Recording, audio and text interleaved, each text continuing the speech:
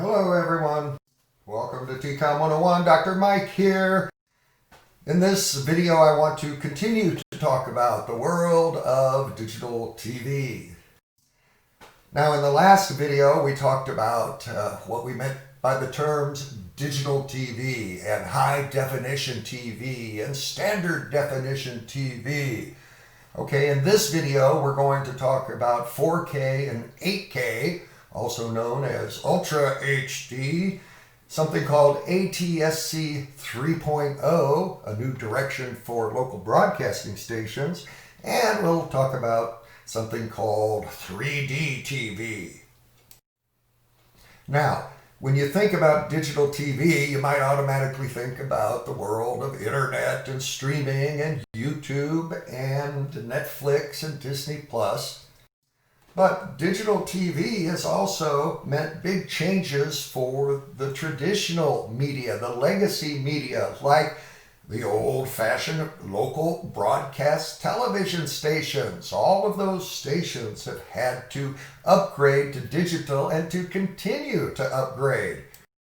Now, the latest thing in the world of over-the-air broadcasting TV is something called ATSC 3.0. This is the latest version of standards put forth by a group called the Advanced Television Standards Committee. This is the group that sets the technical standards for digital TV. So ATSC 3.0, also known as Next Generation TV, is the latest generation of over-the-air broadcasting standards. And it's being rolled out around the country right now, and it's a big upgrade. Okay, this will be a major change to the local television broadcasting picture. The introduction of ATSC 3.0, or AKA Next Gen TV. Now, why such a big change? Well, these standards are designed to support all this new emerging technology. It's like 4K resolution. This means a TV station could broadcast in 4K at a high frame rate, 120 frames per second. It could feature high dynamic range color, HDR color, and new kinds of sound, Dolby AC4, or something called MPEG H3D. Audio, which has up to 8 speakers, but it could offer more options for consumers, including some data casting and even more robust mobile TV support. So a lot of big advantages to shift to this technology. ATSC 3.0 is also foreseen as a way to enable TV advertisers to do something they've never been able to do before, and that's target individuals for advertising. So this is like the internet, how it operates, targeting ads towards individuals. Now in 2017, the FCC said TV stations could go ahead and voluntarily offer ATSC 3.0 services. Now, it will take a few years for that system to be rolled out and deployed. Now let's just talk about the idea of a high resolution or high definition or ultra high definition picture, okay? Super high resolution images. Now those would be great for TV, for amusing ourselves, for watching entertainment and sports, but can you think of any other serious applications for high definition, high resolution images? Think about the world of security cameras, or medicine, or even architecture, art and photography, science, space exploration, video games. Maybe you can think of other sorts of applications, okay, or places where a high resolution image would be very, very useful. Think about space exploration. Almost everything we know about deep space comes to us from some photographic image or video captured of what deep space looks like. Have you ever seen this amazing picture from the Hubble Space Telescope? And this is called the Pillars of Creation. This is a high-resolution image from deep space. These are actually gas clouds, clouds of gas and dust and stardust. And these are hundreds of millions of light years long. Okay? But this is maybe what the universe was formed of, all of this gas and dust. What we may be watching here is the creation of stars and planets and other objects in our solar system. What about medicine? Don't you want your physicians and dentists and others to have the highest resolution images? Of course you do. That way they can make an excellent diagnosis and then a good treatment plan. How about security cameras? Okay, if we upgraded our security cameras, we would catch more of the bad folks and maybe inhibit some of them from committing crimes because they know that they'll be more easily identified. Okay, so let me shift now to something represented in this image, and that's the world of 3D TV, which, by the way, has been a big flop, not a success. Okay. Now, about a decade ago, we wondered, is this a new dimension for TV or will it be a big flop? Well, it was a big disaster. About a decade ago, the set manufacturers started selling really pricey 3D TV sets. Okay. 3D technology is an emerging technology that allows consumers to look at 3D movies and TV programs and video games in their homes. Okay, but sometimes a technology is a little bit too early, maybe ahead of its time. I think that's the case with 3D TV. Now, 3D has been successful in the movie theaters, IMAX, okay, the movie theaters, and film industry. Yes, they've embraced much of the 3D technology, but not so much the TV industry. Consumers weren't willing to pay, really, for some very pricey 3D sets that were on the market. Plus, for many folks, the special glasses you had to wear were a deal breaker. These were expensive glasses. And for some people, they got headaches and other kinds of visual problems after watching 3D TVs and films. So, look at the experience of ESPN. It launched a 3D network in 2011, a cable network that had all 3D versions of sporting events. Look at the camera in that picture. Notice it has two lenses. You need two lenses to create the 3D effect. But this network was shut down within a couple of years because people weren't interested. It's always the consumer who will determine whether or not these products are successful. Limited viewer adoption killed ESPN 3D. But don't rule it out. 3D TV, it may be just ahead of its time. These experiments. Now, maybe part of the answer will be a glasses-free 3D TV set. Okay, Toshiba has created one, but it's also very, very expensive. So until the price comes down, I don't think that 3D TV will have a big impact on the consumer marketplace. In fact, I think what has a better chance in terms of the world of 3D is a product like Microsoft HoloLens, an augmented reality headset or mixed reality headset that allows you to display three-dimensional objects in a real-world setting. I would bet right now on this sort of 3D display technology as opposed to 3D TV, at least for the short term. Now, back to the world of digital TV, a big change happened about 10 years ago when the industry started selling what they called internet-enabled TV sets, internet-enabled TV. And these TV sets were factory designed to connect directly and instantly to the web. So you could get things like YouTube and Netflix and Facebook and Spotify. This was a major, major shift in the world of TV, okay, these internet-enabled TVs, because they enabled the viewer to really personalize and customize and individualize and create their own viewing experiences in more powerful ways than ever before. Now, about 2013, They started marketing these as smart televisions, smart TVs. It's really the convergence of the computer and the television, the telecomputer. But a smart TV is a kind of a computer-based television that offers very high resolution. It comes internet enabled with a lot of apps. It might have new interfaces, and it might feature new display technology such as OLED. Now let's talk a little bit about 4K, 8K, HD TV, these different forms of resolution.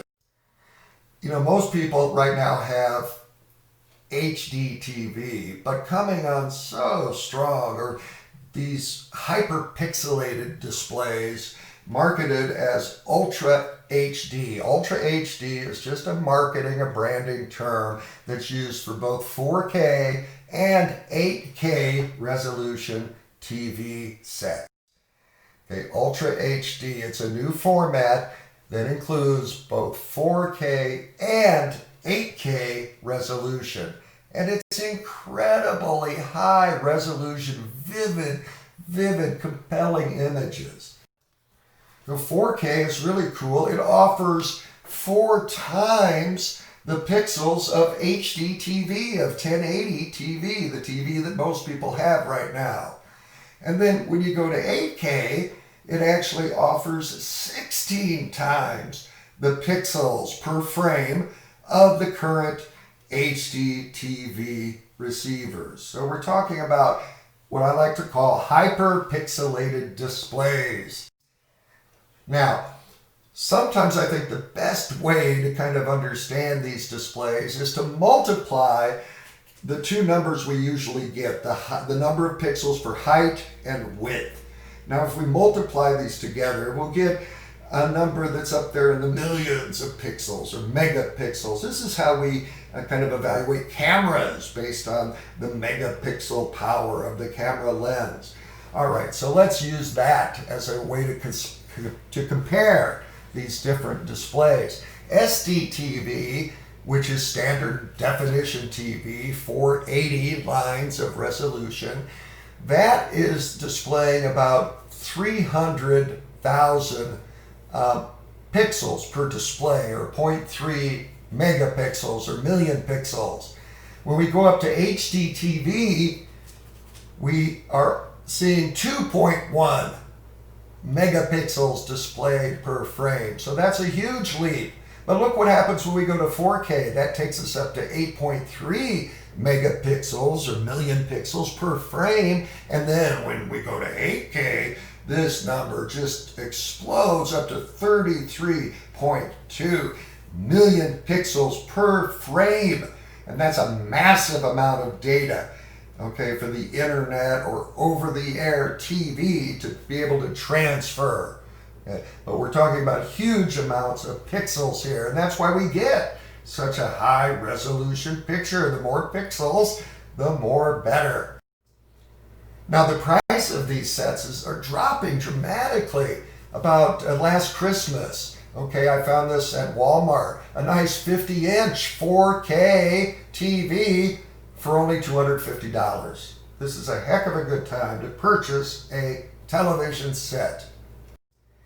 All right, in addition to these hyperpixelated displays, we've also got new interfaces emerging. The interface is how we actually interact with the television receiver or some other device.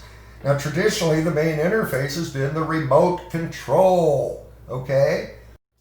But now we're getting new forms of interfaces like voice recognition, where the TVs respond to our voice, gesture control, where we can wave at the TV receiver, and some of the TVs have a camera that offers a facial recognition so it can identify people who are in the room.